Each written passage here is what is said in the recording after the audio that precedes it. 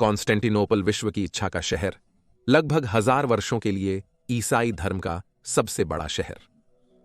आश्चर्यजनकता से ईसाई रोमन और इस्लामी ओटोमन इतिहास की दो महान साम्राज्यों की राजधानी इस महान शहर को बहुत कम लोग याद करते हैं। यह कहानी है कॉन्स्टेंटिनोपल यूरोप के सबसे धनी शहर के पतन की, जो तुर्कों के हाथों में गिर गया और इस्तांबुल के नाम से पुनः जाना गया। 1453 की महान घेराबंदी की कहानी।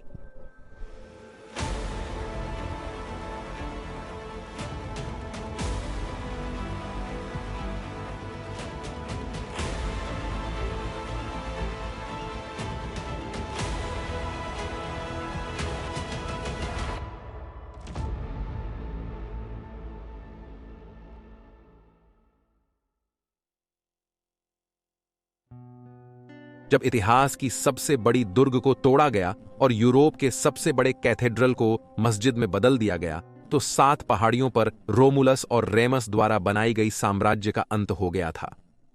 यूरोप ने प्राचीन शहर की सहायता नहीं की। अब इसे महान कैलिफों के दिनों के बाद से देखे गए नवीनीकृत इस्लामी हमले का सामना करना पड़ेगा। कॉन्स्टेंटिनोपल के गिरने के बाद के झटकों की गूंज इतिहास में गूंजती रहेगी, हमेशा के लिए विश्व इतिहास को बदल देते हैं। परंतु पहले शहर की छोटी जानकारी।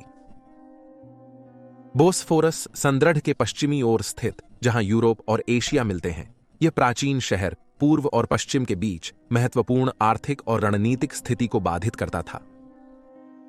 काले सागर को भूमध्य सागर से अलग करते हुए कॉन्स्टेंटिनोपल उत्तर दक्षिण धुरी पर भी महत्वपूर्ण रूप से स्थित था। नेपोलियन बोनापार्ट के प्रसिद्ध कथन के अनुसार, अगर पृथ्वी एक ही राज्य होती तो इस्तांबुल इसकी राजधानी होती।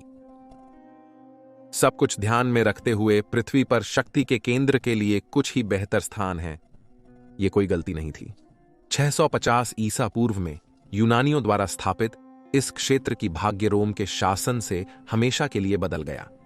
330 ईसा पूर्व सम्राट कॉन्स्टेंटाइन ने यह शहर अपनी नई राजधानी बनाया। उन्होंने इसे नोवा रोमा या नया रोम नाम दिया, उनकी उस स्थान की आकांक्षाओं को बताते हुए। नाम प्रचलित नहीं हुआ। निवासियों और विदेशियों ने इसे संस्थापक के नाम पर ही कॉन्स्टेंटिनोपल नाम दिया। रोमन साम्राज्य की शासन व्यवस्था देर से कॉन्स्टेंटिनोपल से चलाई जाती थी। रोम शहर पश्चिम में महत्वपूर्ण रहा, लेकिन साम्राज्य में राजनीतिक, आर्थिक और धार्मिक शक्ति का सच्चा केंद्र कॉन्स्टेंटिनोपल था। बार्बर लोगों ने 5वीं और 6वीं शताब्दी में साम्राज्य में प्रवेश करते हुए बस्तियों को लूटा। इससे पश्चिमी हिस्सा कमजोर होकर टूट गया। पूर्व मजबूत खड़ा रहा और यह अभी भी सदियों तक मजबूत रहेगा। अन्य राज्यों के उत्थान पतन के बीच कॉन्स्टेंटिनोपल अपनी विशाल दीवारों के पीछे अकेला खड़ा रहा। वाह, क्या दीवारें थीं!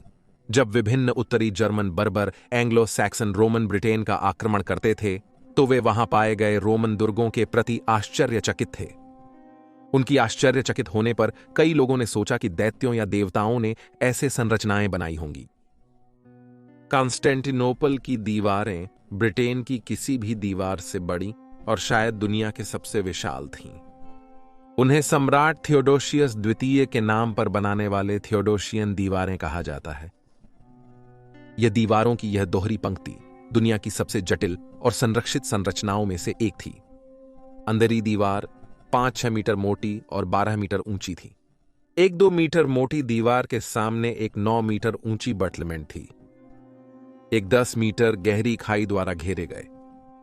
यह अद्वितीय दुर्गीकरण प्रणाली शहर की पश्चिमी सीमाओं के चारों ओर विस्तारित थी। 99 6 टावर थे, जिनकी लंबाई 20 मीटर थी, और 9 महान द्वार जो अंदरी और बाहरी दीवार को छेद करते थे। थियोडोशियन आश्चर्यजनक थे, जिन्हें देखने वालों के लिए दुनिया में अपने आकार और पैमाने के हिसाब से अद्वितीय आश्चर्य। इससे अधिक वे वास्तव में अभेद्य थे। अनेक लोगों ने शहर की दीवारें तोड़ने और धन संपत्ति हासिल करने की कोशिश की थी, और लगभग सभी को रोक दिया गया। 378 में गोथों, 626 में पर्सियों, अरबों, बुल्गारियाइयों, रूस के लोगों द्वारा घेराव बार बार असफल रहे। इतिहास में कुछ ही दुर्ग इतने सफल और इतनी बार साबित हुए हैं। ये सफल होने चाहिए थे, क्योंकि यहां रोमन साम्राज्य का रत्न था, एक धनयुक्त अद्भुत शहर। कॉन्स्टेंटीन के नए रोम में धन निवेश से जनसंख्या विस्फोट होगी। 300 ईस्वी में लगभग 30 या 50 हजार से बढ़कर 400 ईस्वी तक कम से कम 3 लाख हो जाता है। कॉन्स्टेंटिनोपल कुछ अनुमानों के अनुसार सैकड़ों वर्षों तक दुनिया का सबसे बड़ा शहर था और बाद की सदियों में भी जनसंख्या के हिसाब से शीर्ष शहरों में रहा। शहर में लोगों की भीड़भाड़ से हलचल और व्यस्त बाजारों में भीड़, जहां विश्व भर का सामान मिलता था, थी। इस महान बंदरगाह पर पूर्वी मसालों, चीनी रेशम, उत्तरी कहरबा और दक्षिणी हाथी दांत से भरी जहाजों को देखा गया, जो व्यस्त जलमार्गों पर स्थान के लिए लड़ रहे थे। अगर इसकी खोज सार्थक थी तो यह कॉन्स्टेंटिनोपल के व्यापारिक केंद्र के भीड़-भाड़ वाले बाजारों और स्टॉल्स में मिल सकता था। लेकिन इस महानगर की भीड़-भाड़ वाली गलियों और सड़कों में भव्यता के लिए जगह थी। विशाल और शानदार रोम की भव्य इमारतें सड़कों से उभरकर शहर के दृश्य को नियंत्रित करती थीं। शक्तिशाली हिपोड्रोम रथ दौड़ के लिए उपयोग किया जाने वाला यू आकार का अखाड़ा था, जो 1 लाख दर्शकों को समायोजित कर सकता था, जो रोम के कोलोसियम की 2 गुनी क्षमता थी। हिपोड्रोम के निकट महान पैलेस, जो शहर के बड़े हिस्से में फैला हुआ था, वहां सम्राट और दरबार निवास करते थे। इसकी शोभा किसी भी दिशा में सैकड़ों मील तक अद्वितीय थी। शहर का धार्मिक केंद्र हागिया सोफिया था, जिसे 537 ईस्वी में सम्राट जस्टिनियन ने निर्माण करवाया था, जो समाप्त होने पर दुनिया की सबसे बड़ी इमारत थी। हागिया सोफिया शहर पर छाया हुआ था।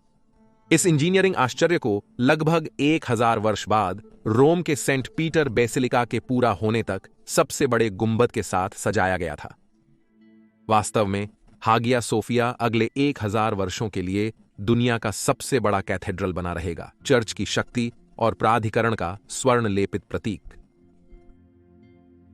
हागिया सोफिया पूर्व या पश्चिम की नहीं, बल्कि रोम की शान और शक्ति का उत्तराधिकारी था, और कॉन्स्टेंटिनोपल उसका पत्थर में उकेरा जीवंत अवतार था।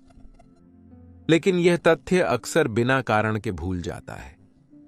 1400 ईस्वी तक कॉन्स्टेंटिनोपल और उसकी साम्राज्य अपनी पूर्व महिमा के छाया में थे।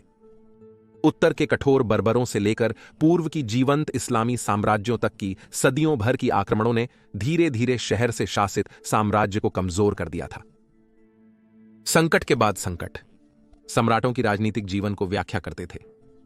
इस सभ्यता की ऐतिहासिक धरोहर के बावजूद शासकों को अपने राज्य का पुनर्निर्माण करने की बजाय खुद को समृद्ध करने में अधिक रुचि थी। उन्हें और उनके राज्य को कई इतिहासकारों और विचारकों की निंदा से सामना करना पड़ा। वोल्टेयर ने कहा कि उनका इतिहास केवल घोषणाओं और चमत्कारों का अयोग्य संग्रह है। यह मानव मन का अपमान है। फ्रेंच विचारक मोंटेस्क्यू ने यूनानी साम्राज्य को केवल विद्रोह और विश्वासघातों का ऊतक बताया। प्रसिद्ध रोमन इतिहासकार एडवर्ड गिबन ने कॉन्स्टेंटिनोपल के इतिहास को पुजारियों या दरबारियों की एक श्रृंखला के रूप में वर्णन किया। दास्ता और अंधविश्वास की उसी पथ में एक दूसरे के पद चिन्हों में पड़ना। उनका दृष्टिकोण संकीर्ण और निर्णय दुर्बल या भ्रष्ट है। ऐसी उपेक्षा अधिकांशतः अनुचित होती है। पश्चिम में भी, जैसे पूर्व में, रोम साम्राज्य के पतन के कारण सादे नहीं है। हालांकि एक तथ्य स्पष्ट था, वह एक अवसर था जब थियोडोशियन दीवारें इस शक्तिशाली शहर को विफल कर दी थीं। 1204 में कॉन्स्टेंटिनोपल लूटा गया, उसके चर्च और घरों को जला दिया गया। यह न तो किसी शक्तिशाली इस्लामी सेना के पास था और न ही उत्तर के योद्धाओं के पास। बजाय इसके हमला पश्चिमी ईसाई बलों से आया, जो शर्मनाक चौथे क्रूसेड के हिस्सेदार थे, जिन्होंने ईसाई धर्म के सबसे बड़े शहर को लूट लिया, जहां उन्होंने संरक्षण की शपथ ली थी। शक्तिशाली दीवारों ने अपने रास्ते को मजबूर करने की कोशिश करने वालों को कम कर दिया था। आकर्षक पुरुषों की लालच से सामना करने पर वे सक्रिय नहीं हुए, बल्कि दोस्त के रूप में स्वीकार किए गए, न कि हमलावर के रूप में।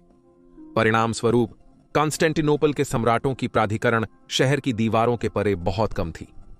चीजें बुरी से और बुरी होने वाली थीं, क्योंकि भयानक ऑटोमन तुर्कों के नेता सुल्तान महमूद द्वितीय आ रहे थे और उन्हें इस प्राचीन ईसाई धर्म केंद्र रोम के सम्राटों की सीट अपनी नई साम्राज्य की राजधानी चाहिए थी, उनके मुकुट का रत्न।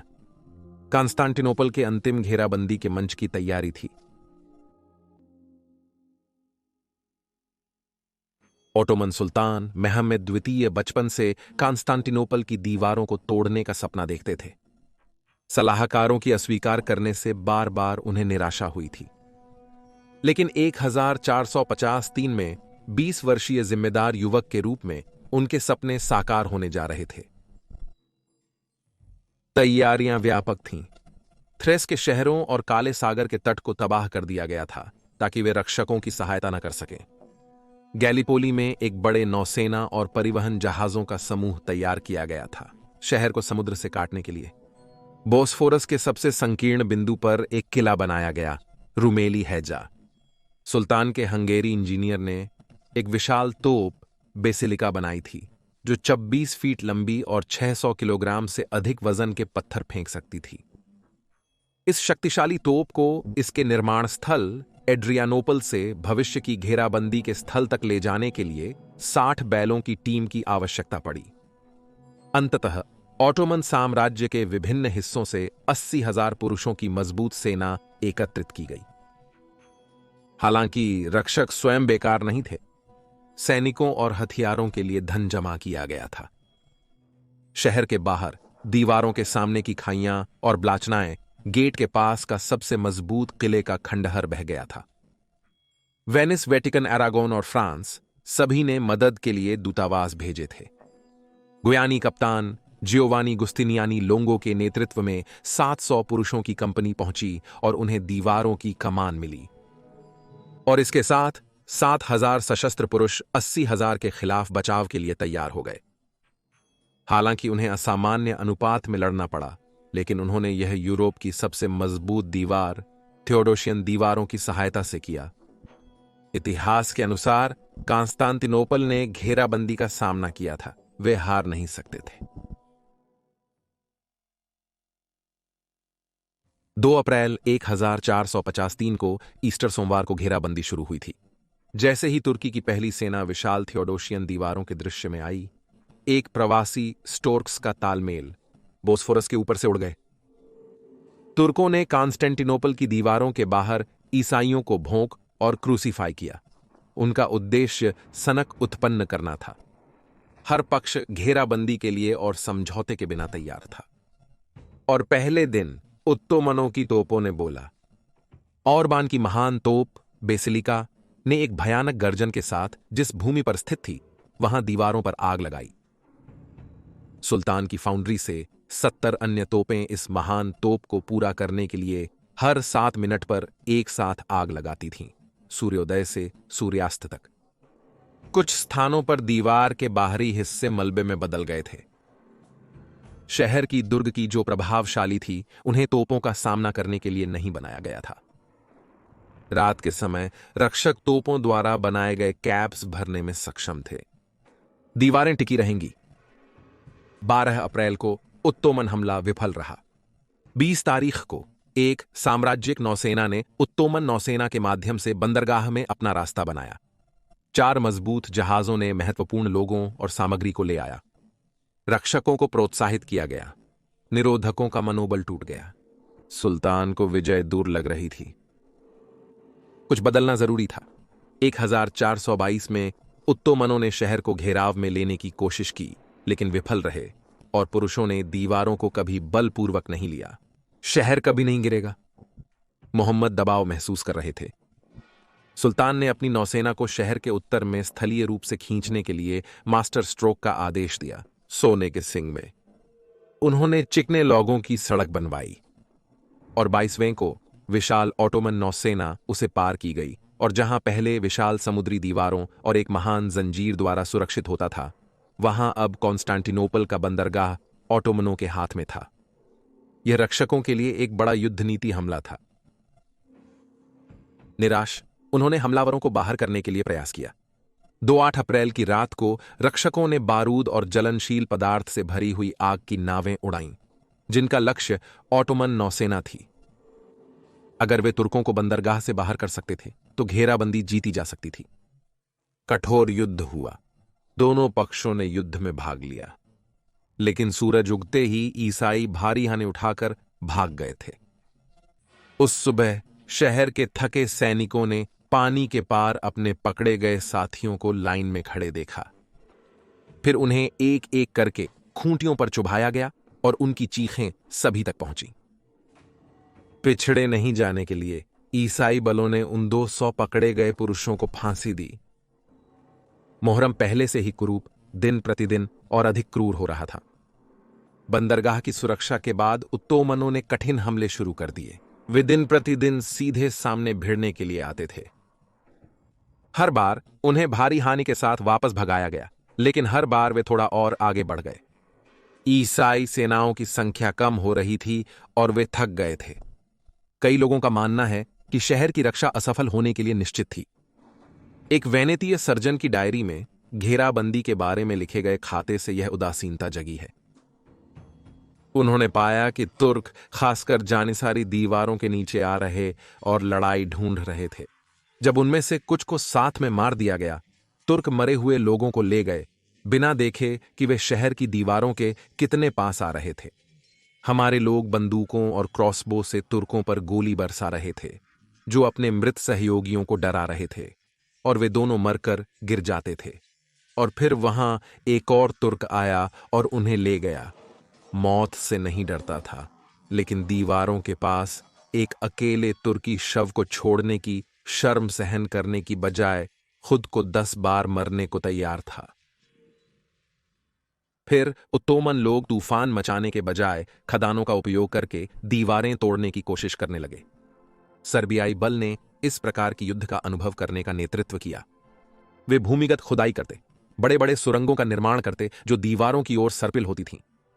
नींव पहुंचने पर बारूद रखी जाती और जलाई जाती, जिससे रक्षा बंदोबस्त अमर्यादित रूप से ध्वस्त हो जाता। एक जर्मन इंजीनियर ने 700 मजबूत गुयानी सेना के साथ एक सफल काउंटर माइनिंग ऑन ऑपरेशन का नेतृत्व किया। उन्होंने ऑटोमन सुरंगों से मिलने के लिए खदानों की खुदाई का निर्देशन किया, जिससे रक्षकों को ऑटोमन बलों के विरुद्ध कार्य करने की स्वतंत्रता मिली। 23 मई को एक भूगर्भी झड़प में 2 तुर्की अधिकारियों को पकड़ने के बाद उन्होंने उन्हें अत्याचार से मजबूर किया ताकि वे अन्य सभी खदानों के स्थानों की जानकारी दें। इस घटना के बाद दीवारों के नीचे खदान नहीं लगाया जाएगा। 21 मई को मोहम्मद ने घेरे हुए शहर में एक दूत को एक संदेश के साथ भेजा। कांस्तांतिनोपल को हस्तांतरित करने और संपत्ति के साथ जाने की अनुमति दें। आप नागरिक या सम्राट हों। सम्राट ने श्रद्धांजलि दी, पर समर्पण नहीं किया। उन्होंने कहा, शहर को आपको सौंपने का निर्णय मेरा या अन्य नागरिकों का नहीं। हम सभी ने बिना जिंदगी की परवाह किए अपनी स्वतंत्र इच्छा से मरने का निर्णय लिया है। मोहम्मद द्वितीय टिपिंग पॉइंट पर थे। घेराबंदी 49 दिन चली। नुकसान अधिक था, सामग्री कम थी, और अब सुल्तान के कुछ प्रमुख सलाहकार घेराबंदी समाप्त करने की वकालत कर रहे थे। विजय एक दूरस्थ संभावना लग रही थी। परिषद के दौरान तय हुआ कि उत्तरी लोग शहर पर अंतिम हमला करेंगे। जोखिम बहुत अधिक थे। एक विफल हमला उत्तरी लोगों को तोड़ सकता है, पहले से ही लचर मनोबल। लेकिन मोहम्मद ने अपनी जिंदगी भर इस क्षण का सपना देखा था। दीवारों पर हमला होगा और उनकी नेतृत्व वाली शक्तिशाली सेना टूट जाएगी। 26 मई की शाम को तैयारियां शुरू हुईं। अगले 36 घंटों में 80,000 मजबूत पुरुषों की विशाल मेजबानी मोबाइलाइज हुई थी और महान हमले के लिए तैयार किया गया। उन्हें 28 तारीख को आराम, प्रार्थना और नैतिकता से शांति बनाने का समय दिया गया। आने वाले नरसंहार की प्रतीक्षा में और मनोवृत्ति में परिवर्तन महसूस करते हुए कॉन्स्टेंटिनोपल के सैनिकों ने क्राइस्टेंडम की सबसे बड़ी चर्च हागिया सोफिया में एक गंभीर समारोह आयोजित किया, जिसमें सम्राट भी उपस्थित थे। उन्होंने अपने भगवान के साथ शांति स्थापित की और खुद को अगले दिन के भाग्य के लिए समर्पित कर दिया। और 28 तारीख की रात को दोनों पक्षों में एक उदास शांति छा गई। हवा गर्म और आर्द्र थी, उसमें 10,000 की प्रार्थनाओं का आवेश था। पासा फेंक दिया गया था। शहर गिर सकता है, लेकिन समर्पण और अपमान नहीं होगा। ईसाई अंत तक लड़ेंगे।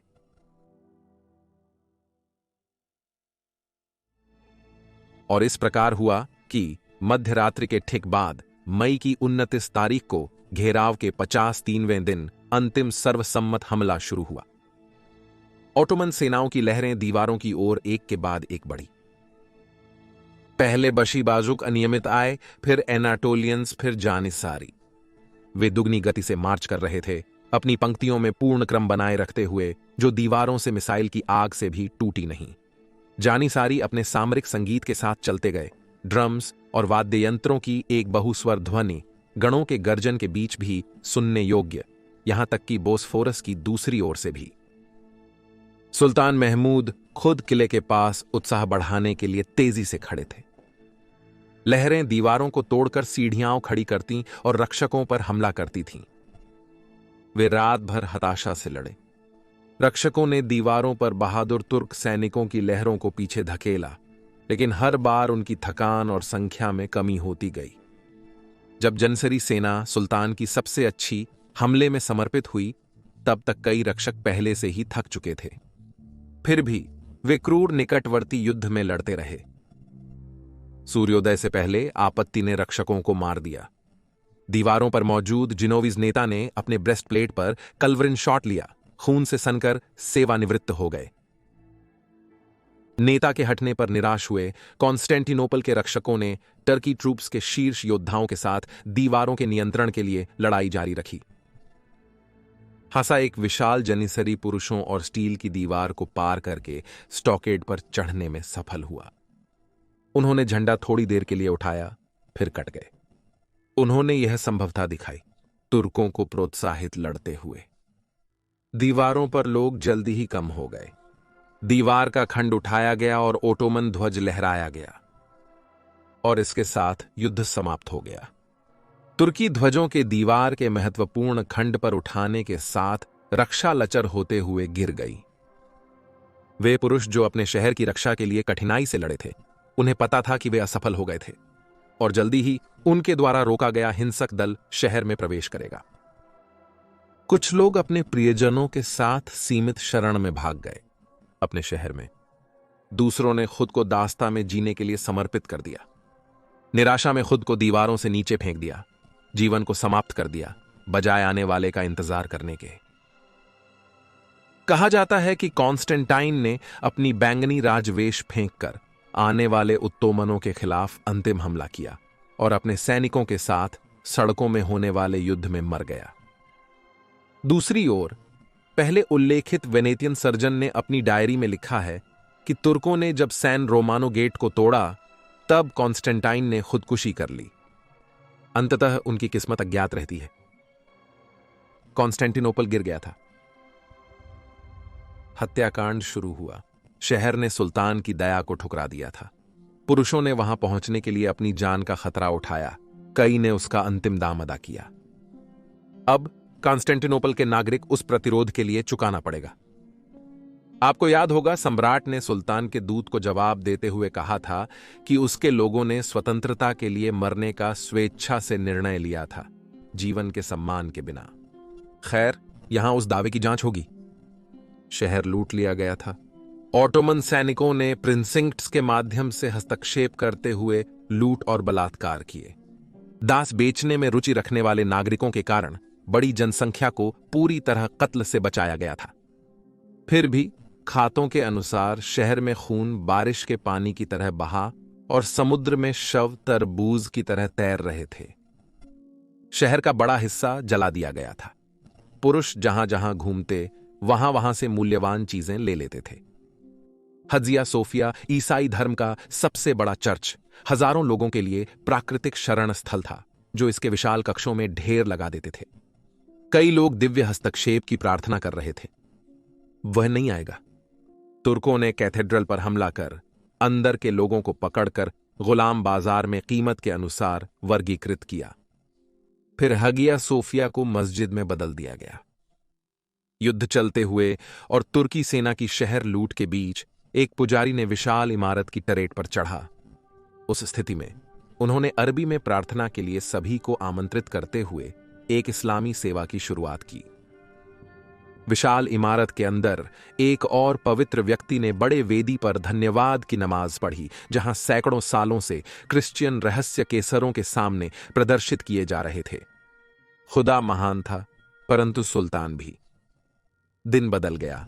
शहरवासी डर कर रो रहे थे, जबकि विजयी जश्न मना रहे और मरे हुए का शोक व्यक्त कर रहे थे।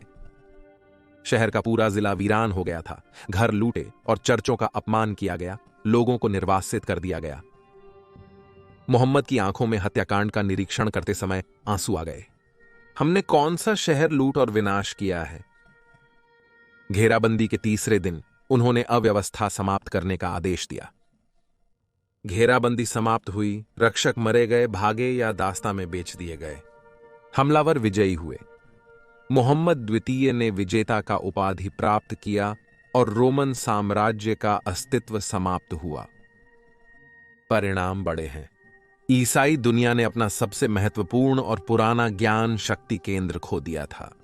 रोम के सम्राटों का शासन अंततः समाप्त हो गया था और उत्तोमनों को एक नई रणनीतिक रूप से स्थित राजधानी मिली थी, जहां एक वक्त तुर्कों की शक्ति और इस्लामी सेनाएं सिर्फ पूर्वी ऑर्थोडॉक्स ईसाइयों के लिए संकट थीं। उस बिंदु से वे बाल्कन के माध्यम से वियना पवित्र रोमन सम्राट की राजधानी तक धकेल देंगे। पोप ने विलाप किया। होमर और प्लेटो की दूसरी मृत्यु पर एक और धर्म युद्ध की मांग हुई। अनपेक्षित रूप से यूरोप ने सीज की सहायता के लिए भेजे गए 700 पुरुषों की आवाज को नजरअंदाज कर दिया। समाचार के बाद यूरोप आश्चर्यजनक रूप से हिस्टेरिक हो गया था। शहर की सुरक्षा में कम लोगों ने सहयोग किया, छोटी सेनाओं का सामना किया, फिर भी उनकी डरी हुई प्रतिक्रियाएं नए डर और पछतावे की ओर संकेत करती थीं। यूरोप की चर्च की घंटियां हंगरी के मैदान, इटली के बाजार और इंग्लैंड के ग्रामीण चरागाहों में गूंज रही थीं। बहुत से लोग सही थे कि वे घबरा गए थे। कॉन्स्टेंटिनोपल शहर और साम्राज्य लंबे समय तक ओटोमन विस्तार के लिए बफर थे। अब उस महान शहर के गिरने के साथ पश्चिम की ओर भविष्य के विस्तार का मार्ग खुला हुआ था। पहले कॉन्स्टेंटिनोपल, अगला विश्व। लेकिन सब कुछ खोया नहीं था। ओटोमन युद्ध में जितने विनाशकारी थे, वे शांति में कम विनाशकारी हुए। उनके शासनकाल में पूर्व और पश्चिम के संबंध उदारता से बढ़े, जिससे वेनेशियन और जेनोवे से मध्यस्थों को फायदा हुआ। वे धर्म सहिष्णु थे, ईसाइयों को सापेक्ष न्याय का सुरक्षित स्थान प्रदान करते थे। निश्चित रूप से उत्तोमनों के अधीन ईसाइयों की स्थिति स्पेनिश शासन के मुसलमानों और यहूदियों से बेहतर थी। शहर को फिर से बसाया गया, उत्तोमन साम्राज्य के भर से लोगों के साथ। ईसाई, इस्लामी, तुर्क, ग्रीक, सर्बियाई और बुल्गारियाई सभी ने उस शहर में घर पाया, जिसने बहुसांस्कृतिक चरित्र अपनाया। सुल्तानों ने अंततः कम्युनिस्ट रोम सम्राटों की अपरंपरागत धरोहर के उचित उत्तराधिकारी साबित हुए। 1453 में कॉन्स्टेंटिनोपल के पतन के बाद मोहम्मद द्वितीय ने खुद को सीजर आयरन रोम के सीजर घोषित किया, खुद को मौजूदा रोमान शासन के अनुवर्ती के रूप में स्टाइल किया। साम्राज्य ने एक बार पेगन से ईसाई धर्म में धर्मांतरण किया था, 2 बार क्यों नहीं। उन्होंने रोमन शैली की चित्राएं आदेश दीं और कॉन्स्टेंटिनोपल संस्कृति को अपनाया। हगिया सोफिया, एक विशाल कैथेड्रल जो मस्जिद में बदल गया, 1453 के बाद बनी मस्जिदों की तरह दिखने में कोई संयोग नहीं है। वास्तुकला शैली को अनुकूलित की गई। विद्वानों ने धर्म छोड़कर प्राचीन शिक्षा को इटली ले गए, जिसने पश्चिमी यूरोप में शास्त्रीय पाठ्यक्रमों का अध्ययन शुरू किया। कई लोग इस कारक को पुनर्जागरण का मुख्य कारण मानते हैं, वह संस्कृति का विकास जो परंपरागत रूप से यह यूरोपीय इतिहास के अंधकार युग का अंत संकेत करता था। प्राचीन कॉन्स्टेंटिनोपल के 1453 के महान घेराबंदी में जलने से उसकी राख का मध्ययुगीन दुनिया में हवा में बिखरना उपजाऊ निकला। शहर में रहने वाले लोग भी प्रभावशाली रहे। उन्होंने संरक्षण को जारी रखा, अपने कार्यों का अरबी में अनुवाद किया और फूलती हुई इस्लामी संस्कृति के कला और विज्ञान में योगदान दिया, जो पश्चिमी दुनिया से अधिक था। ऑर्थोडॉक्स क्रिस्तानी का केंद्र कॉन्स्टेंटिनोपल से मॉस्को में चला गया। उसके बाद विश्वास बढ़ाने का काम रूस ने किया। इस्लाम का केंद्र स्थानांतरित हुआ। पूर्व यरूशलेम और मध्य पूर्व के पवित्र स्थल 500 वर्षों तक सुरक्षित रहेंगे। रोम में बिशप होने पर भी कोई क्रूसेडर अंतिम प्राचीनता को खतरे में नहीं डालेगा। पश्चिम में, जहां स्पेन का महान कैलिप्सो बसता है, वह आइबेरियंस का शिकार होगा जो समुद्र में जाएंगे और अपने धर्म को विश्व भर में फैलाएंगे। इस प्रकार कॉन्स्टेंटिनोपल की घेराबंदी रोमन साम्राज्य के पतन का असर सीधा नहीं है। त्रासदी या विजय, यह आप पर निर्भर करता है कि आप कैसे देखते हैं। जिस पर बहस नहीं की जा सकती वह है 1453 की महान घेराबंदी का नाटक, कॉन्स्टेंटिनोपल का पतन, हमलावरों और रक्षकों दोनों की थानी हुई वीरता। इस्लामी और ईसाई बलों दोनों ही इतिहास की शायद सबसे महान घेराबंदी इतिहास भर में गूंजती है।